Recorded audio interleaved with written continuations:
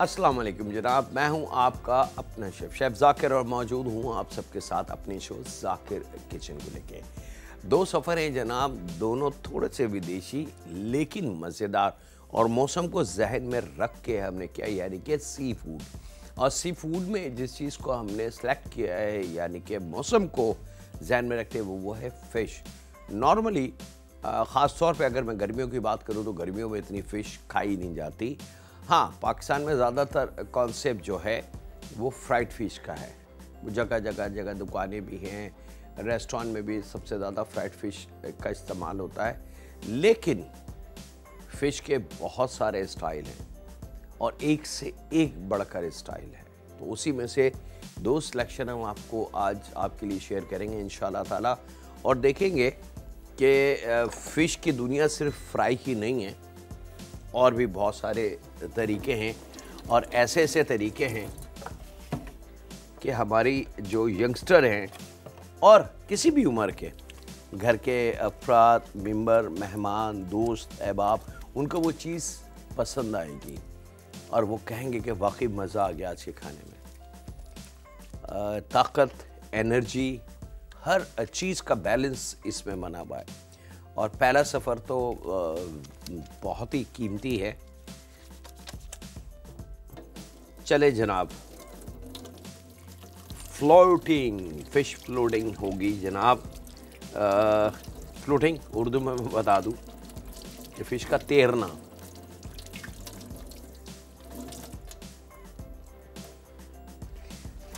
Continental touch है और कोशिश मेरी होगी कि उसको बड़ी आसान तरीके से हम शेयर कर सकें। रूटीन की जो आपकी रिक्वेस्ट फरमाइशें आती हैं उनसे थोड़ा सा कभी कभी हट के हम कुछ चीज़ देते हैं, कोशिश करते हैं कि कुछ जायकों को चेंज करें। कुछ दुनिया में जो चीज़ें पक रही हैं या बन रही हैं या बिक रही हैं, हम उसकी भी थोड़ी सी कि कल अगर हम में से, आप में से कोई भी किसी और मुल्क जा सकता है या घूमने कहीं जाए तो उसको अंदाज़ा हो कि वहाँ बैठ के वो किस चीज़ का ऑर्डर करे और किस चीज़ को खा ले, तो वो उसके लिए आसानी से ज़ुदज़म भी होगी, फ़ायदेमंद भी होगी और वो खा सकता है। ऐसे पाकिस्तान से बाहर इंटरनेशनल वर्ल्ड की मैं बात कर रहा हूँ, पूरी दुनिया की, ऐसे बहुत सारे खाने हैं जनाब कि जिसका अगर हम ऑर्डर कर तो देंगे, प्राइसेस की हम परवाह नहीं करेंगे, लेकिन जब वो खाना हमारे सामने आएगा तो उसका एक या दो बाइट भी हम नहीं ले सकते। ऐसे बहुत सारे खाने हैं। चलिए जनाब, बिस्मिल्लाहिर्रहमानिर्रहीम। यहाँ पे एक बड़ी गड्डी पालक की ले लेंगे। ज़रा फ्रेश और अच्छी पालक होनी चाहिए। और फ्रेश पालक की पहचान ये कि उसको जब गड्डी को पकड़ के आप थोड़ा सा दबाएंगे तो उसके अंदर क्रंच की आवाज़ आएगी, कड़कपन की, क्रिस्पीपन की आवाज़ आएगी। ये पहचान है कि पालक फ्रेश है। लेकिन अगर आपने गड्डी को दबाया और उसमें से कोई भी आवाज़ नहीं आ रही तो आप समझ जाएं कि ये पालक 3-4 दिन की बासी और पुरानी है।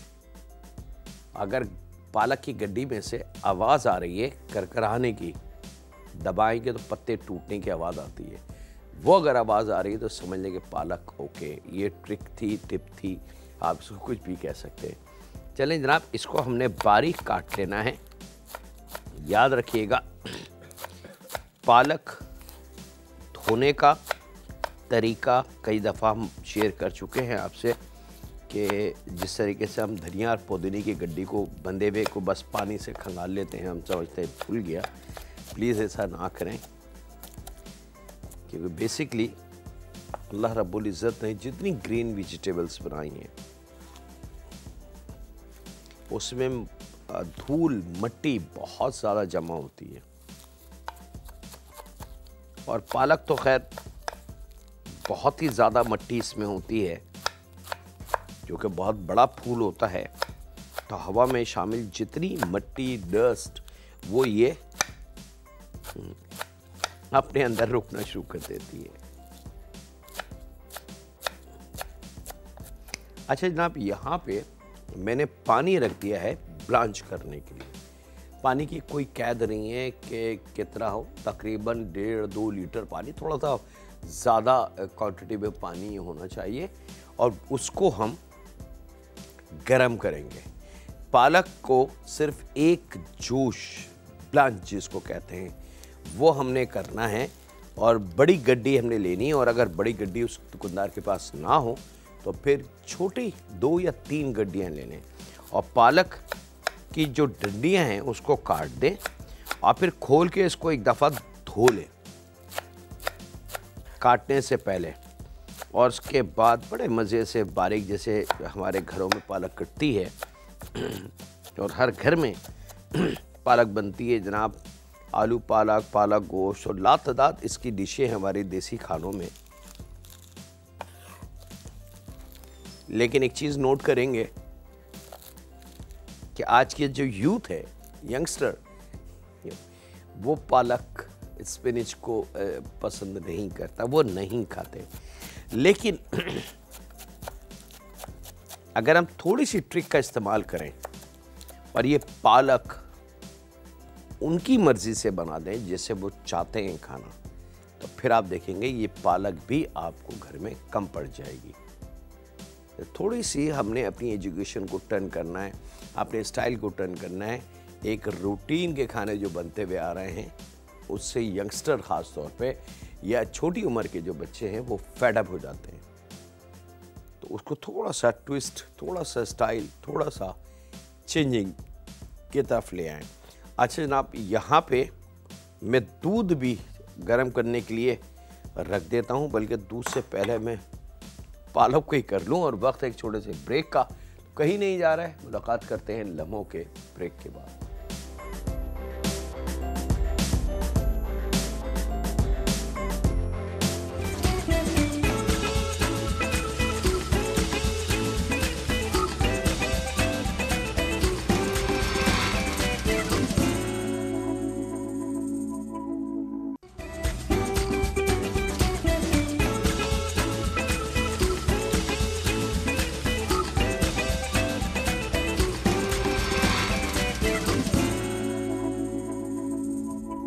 वेलकम बैक जनाब, ब्रेक से वापस आ चुके हैं। पालक बारीक काट के पानी में, गर्म पानी में, बस गर्म पानी होना चाहिए, खोलता हुआ पानी ना हो। याद रखिएगा, जो बबलिंग पानी होता है यानी कि उबाल जिसमें आ जाए और बहुत ज़्यादा टेम्परेचर उसका बढ़ जाए और उबलने लगे पानी, तो उसमें दुनिया की कोई चीज़ उबालने के लिए ना रखें।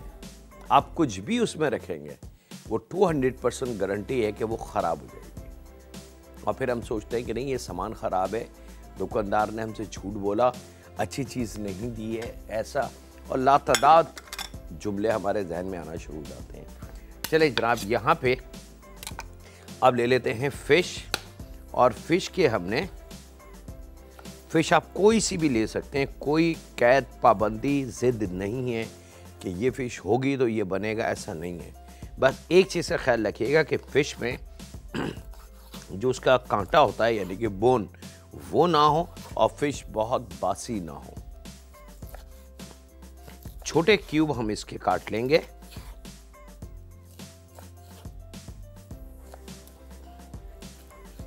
वजन है फिश का मेरे पास 1/2 kg। एक जोश बस उसका आना है और फिर हमने उसको गर्म पानी से हटा लेना है।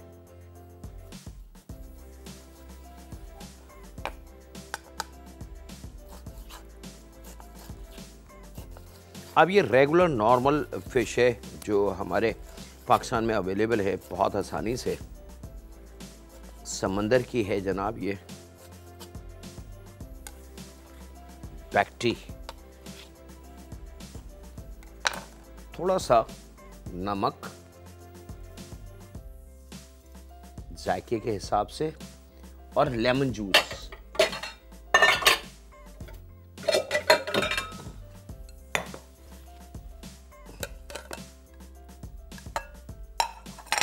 नमक हमने शामिल कर दिया और यहाँ तकरीबन लगभग 3 टेबल स्पून लेमन जूस ये हम शामिल करेंगे और इसको खूब अच्छी तरीके से हमने मिक्स कर देना है। सॉल्ट हम पहले शामिल कर चुके हैं। चंद लम्हों के लिए इसको यहाँ रखते हैं।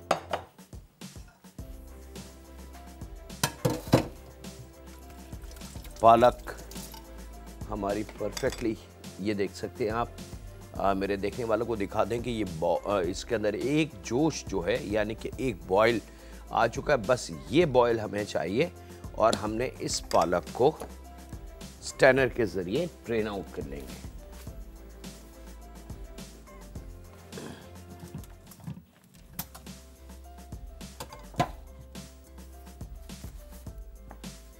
बिस्मिल्लाहिर्रहमानिर्रहीम।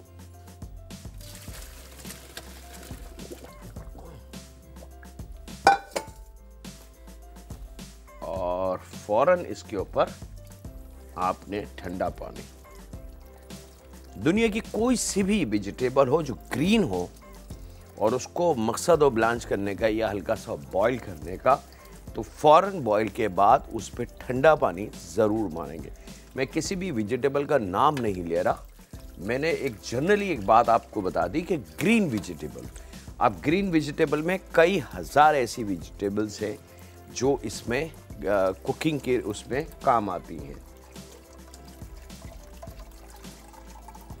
ये लीजिए ना, पालक बहुत अच्छी ठंडी हो गई, इसको यहाँ रख दें ताकि एक्सेस पानी जो है वो तमाम का तमाम निकल जाए। यहाँ पे एक पैन में थोड़ा सा ऑयल, 1/4 कप गोल्डन सन कुकिंग ऑयल हम लेंगे और फिश के पीसेस को थोड़ा सा शैलो फ्राई कर लेंगे। और यहाँ पे ले लेंगे खुश्क मैदा, नमक, लेमन जूस और लगभग 4 टेबल स्पून खुश्क मैदा, और यहाँ इसको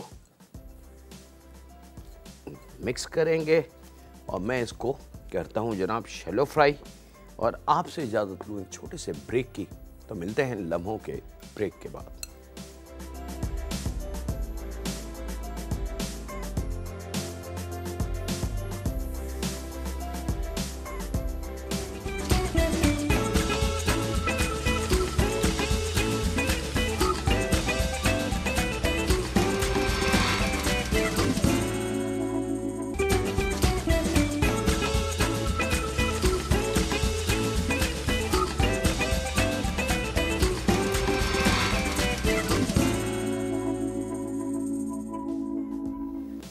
वेलकम बैक जनाब, ब्रेक से वापस आ चुके हैं।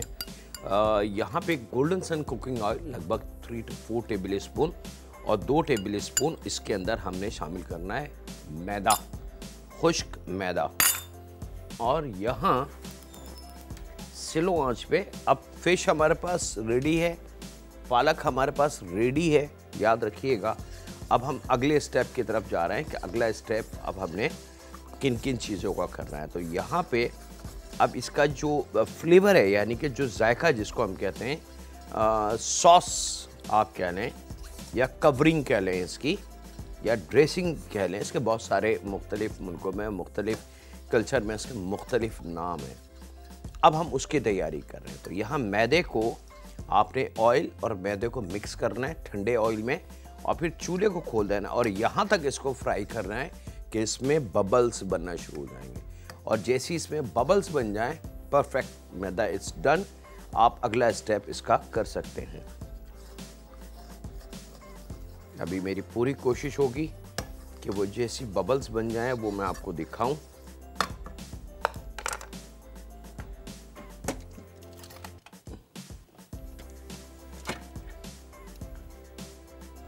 अच्छा जनाब, यहाँ अगर कैमरे की नज़र से दिखा दें कि ये बबल्स इस पे बनना शुरू हो गए, ये आप देख सकते हैं कि मैं इसको हिला रहा हूँ, खूब अच्छे से बबल्स आपको नज़र आ रहे होंगे। जब ये साइन आ जाए तो इसके अंदर हमने 1 लीटर दूध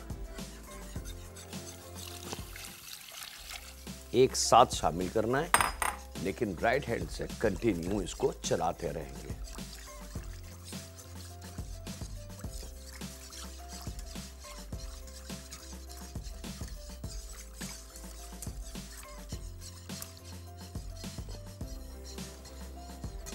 अब जैसे जैसे मैदे को अपना मोहलत मिलेगी दूध के साथ और दूध गर्म होगा, तो अब ये वाटरी इसकी दूध की जो लुक है वो ख़त्म होना शुरू हो जाएगी और चेंज होना शुरू हो जाएगा दूध का लुक।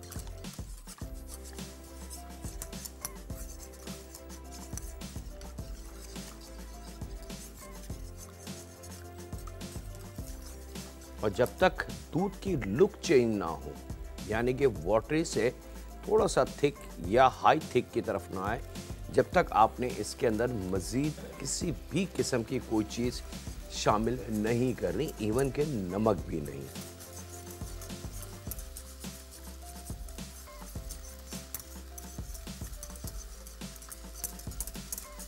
अब आप थोड़ा सा गौर से देखेंगे तो दूध का जो वाटरीपन था वो गाढ़ा होना शुरू हो चुका है।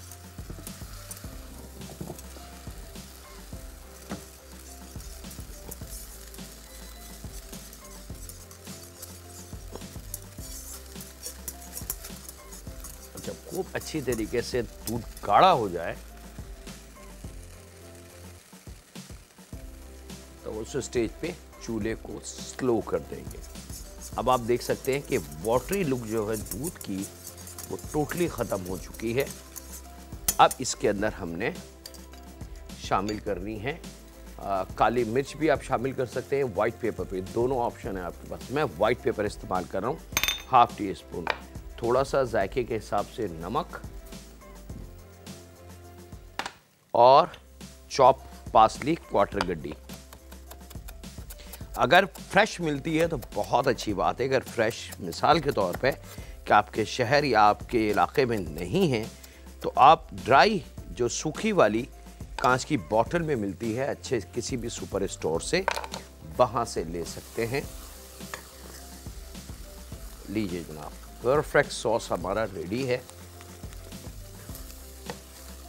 अब आप देख सकते हैं इसकी थिकनेस। अब ये वाटरी या दूध वाली लुक नहीं है। चूल्हे को कर देते हैं बंद जनाब और पालक को ले लेते हैं। और यहाँ आ गई मेरे पास पालक और वक्त है एक छोटे से ब्रेक का। मैं जाने से पहले एक लेयर दिखा दूं आपको, क्योंकि फिर इसकी डबल लेयर जो है ना मैं बाद में बनाता रहूँगा। तो थोड़ा सा वाइट सॉस,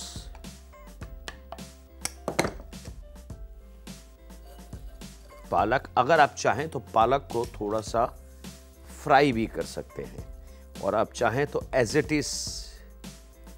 इट इज़ भी आप शामिल, क्योंकि अब ये कच्चापन पालक में नहीं है, ये शामिल करके और ये जो शैलो फ्राई फिश हमने बनाई है ये इसके ऊपर तकरीबन हाफ क्वांटिटी।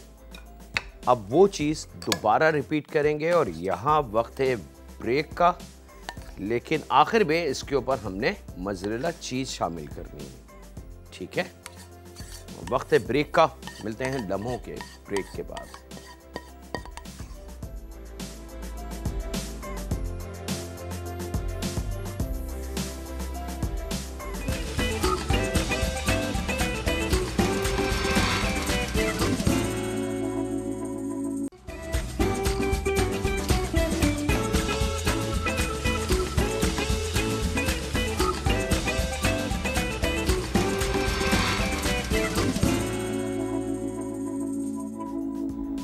वेलकम बैक जनाब। वाइट सॉस, पालक, फिश, फिर वाइट सॉस, फिर पालक, फिश और बिल्कुल आखिर के अंदर एक प्याली या टेट्रा पैक का एक डब्बे वाली जो क्रीम होती है उसको खोल के वो इसके ऊपर आपने डाल दें। जब क्रीम डल जाए तो उसके ऊपर बाकी बची हुई जो फ़िश थी वो हमने फैला देनी है। अब फ़िश वाज़े नज़र आ रही है, उसके बाद क्रीम है, फिर पालक है, फिर वाइट सॉस है। ठीक है, फ़िश में भी हमने जायका दिया हुआ है, वाइट सॉस में भी जायका है, चीज़। अब आखिर के अंदर यहाँ पे मोज़रेला चीज़ लेंगे और ये हमने इसके ऊपर, जैसे हम पिज़्ज़े में या पास्ता में फैलाते हैं, ये आपने फैला देनी है।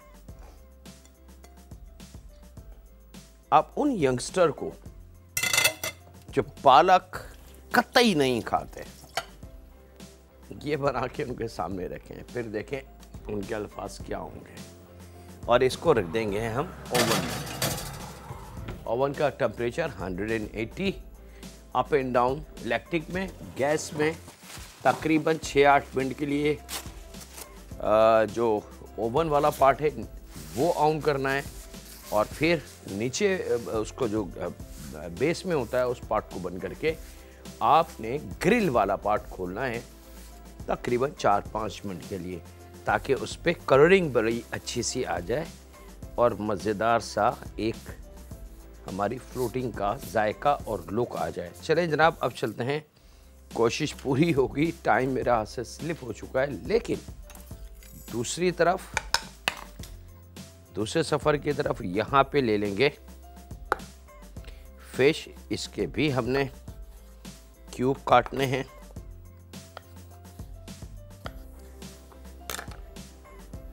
और डीप फ्राइंग के लिए ऑयल,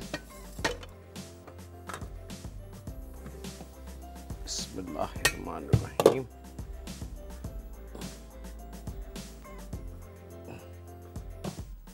गोल्डन सन कुकिंग ऑयल हमने रेडी करके रखा हुआ था, इसको ऑन कर देंगे और फिश के क्यूब काट लेंगे।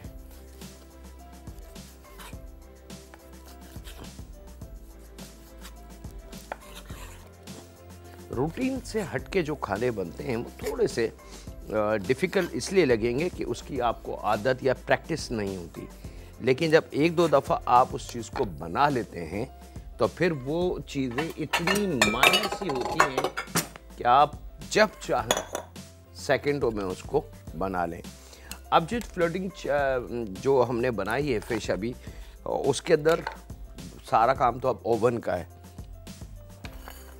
चंद लम्हों में उसकी हम तैयारी कर सकते हैं। यहाँ पे salt, lemon juice 2 table spoon, इसको करेंगे मिक्स,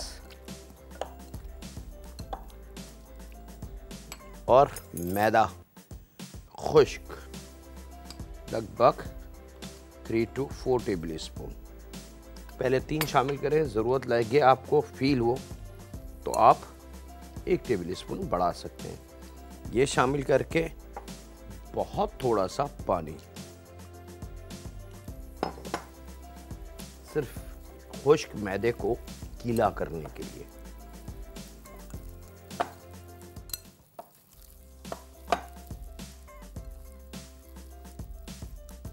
चलें जनाब, ये डन। हमें सिर्फ ऑयल का इंतज़ार है और इसके बाद हम आ जाते हैं अपने फिश की फ्राइंग की तरफ।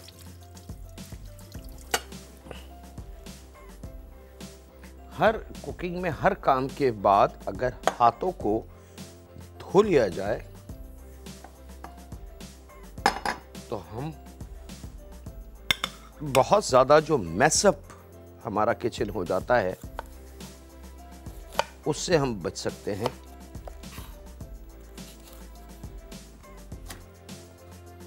और यहाँ पे वक्त जनाब ब्रेक का है, मिलते हैं लम्हों के ब्रेक के बाद।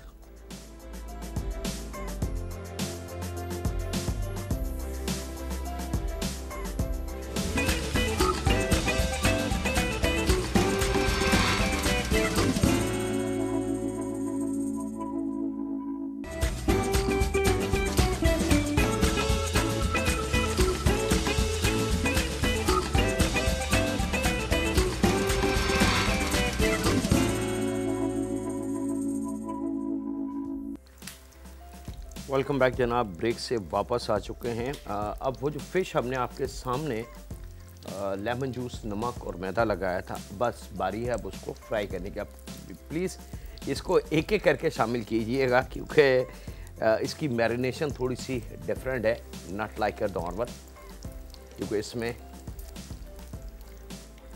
प्योर मैदा और कुछ भी नहीं है। अगर आपने एक साथ जोड़ के डाला तो ये फिर साबुत जुड़ जाएगी, अलग-अलग नहीं होगी, तो ये इसकी मजबूरी है। अच्छा जनाब, इसके साथ ही हमने ब्रेक पे टाइम ज़ाया नहीं किया ताकि आपको इसका फाइनल टच भी हम दिखा दें। तो कुछ वेजिटेबल हमने इसकी काट ली, जिसमें शिमला मिर्च है मेरे पास, एक दरमियानी से छोटी प्याज है, 3 से 4 अदद मोटी हरी मिर्च और लहसुन। ये आप देख सकते हैं, लहसुन को हमने सिर्फ क्रश किया है, दबाया है, तोड़ा है, चॉप नहीं किया, काटा नहीं है। लहसुन ऐसे रहेगा। 3 से 4 अदद मोटी हरी मिर्च, 1 की 2 कर लें, क्वार्टर गड्डी धनिया और शिमला मिर्च के छोटे क्यूब। जो प्याज है हमारी देसी रेड ओनियन जो है, उसको दरमियाने से छोटी प्याज लेंगे, उसके भी हम क्यूब छोटे से कर लेंगे। अब फिश को थोड़ा सा कलर देंगे।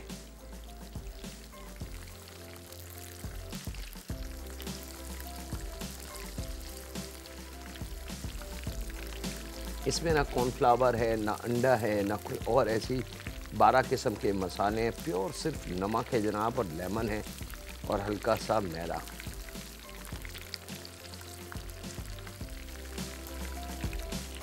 चलें जनाब, ये रवा दवा है कुकिंग की तरफ, तो मैं इसको शिफ्ट कर लेता हूँ सेकंड साइड की तरफ। बिस्मिल्लाहिर्रहमानिर्रहीम। और यहाँ आ जाते हैं हम डायरेक्ट अपनी कुकिंग पे।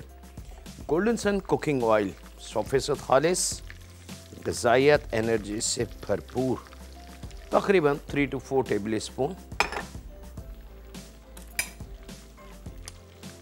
और लहसुन और धनिया सबसे पहले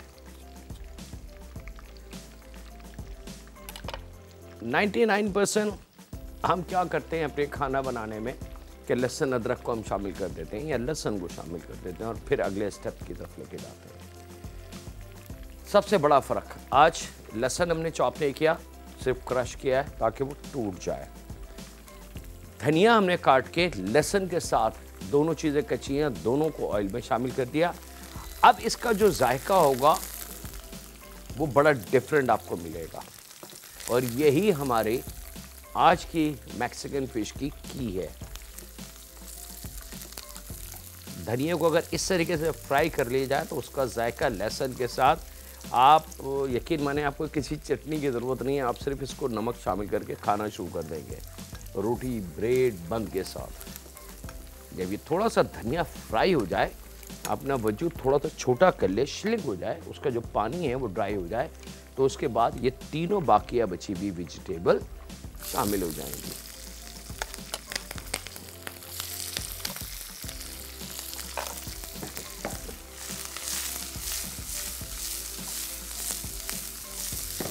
खूब अच्छी तरीके से इसको आपने फ्राई करना है, याद रखिएगा। चूल्हे की लो को नॉर्मल, और यहाँ ले लेते हैं क्वार्टर चाय की चमची काली मिर्च और तकरीबन 1 चाय की चमची कुटी हुई काली मिर्च। दोनों काली मिर्च होंगी, एक पाउडर फॉर्म में होगी, एक क्रश जिसको कहते हैं वो होगी।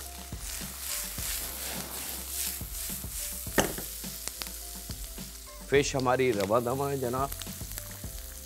कलर इस पे चंद लम्हों बाद हमारी मर्जी का कलर इस पे आ जाएगा।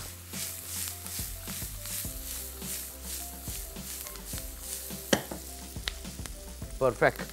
जब खुशबू आने लगे, एक बिल्कुल यूनिक सी खुशबू, जो आप जिस खुशबू को पहचान ना सकें, तो उसके बाद ये फिश जो है, जो गोल्डन फ्राई हो चुकी है गोल्डन सन में,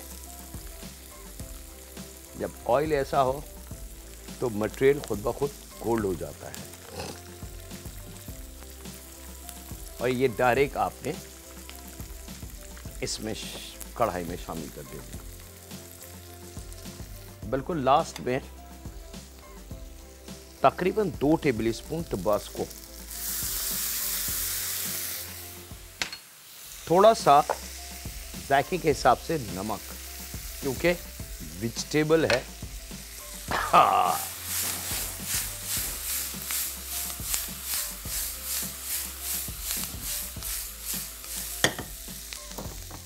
थैंक यू, डन।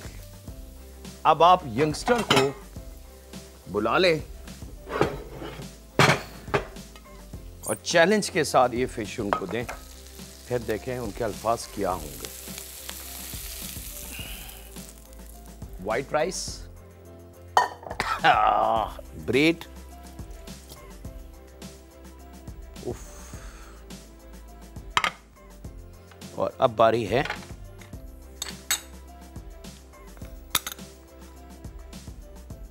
फ्लोटिंग को दिखाने की। ओवन को बंद कर दें, चंद लम्हों का गैप दें ताकि थोड़ा सा, और चेहरे को सेव करते हुए, ख़ास तौर पे आँखों को सेव करते हुए। याद रखिएगा, आँखों को बहुत सेफ आपने करना है, और इसको खोल के इसकी हीट निकल जाने दें, और फिर आपने दरवाजे को पूरा खोल देना है और फ्लोटिंग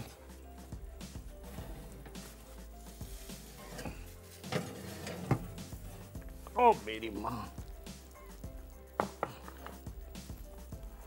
ये लीजिए जनाब, ये as it is dining table पे सर्व होगी।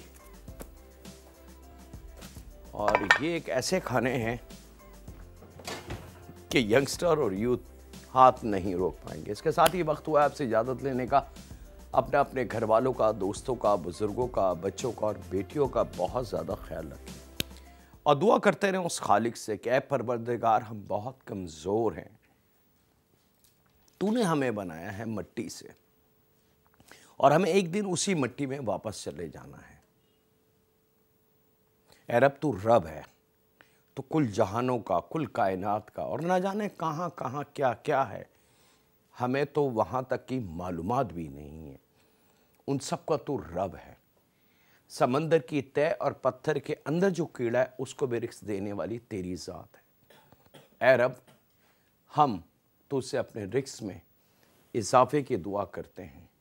अपने उन गुनाहों को जो हमें याद भी नहीं है, तो उससे माफ़ी तलब करते हैं, और ये तलब करते हैं कि ऐ परवरदिगार, हमसे राज़ी हो जा।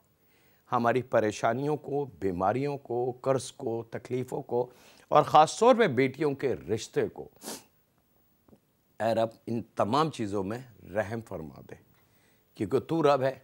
अगर तू रहम नहीं करेगा तो हम कहाँ जाएंगे। रहम फरमा हम पे, हमारे माँ बाप पे, हमारी औलाद पे, हमारी बेटियों पे। अल्लाह हाफ़िज़ होने के बाद।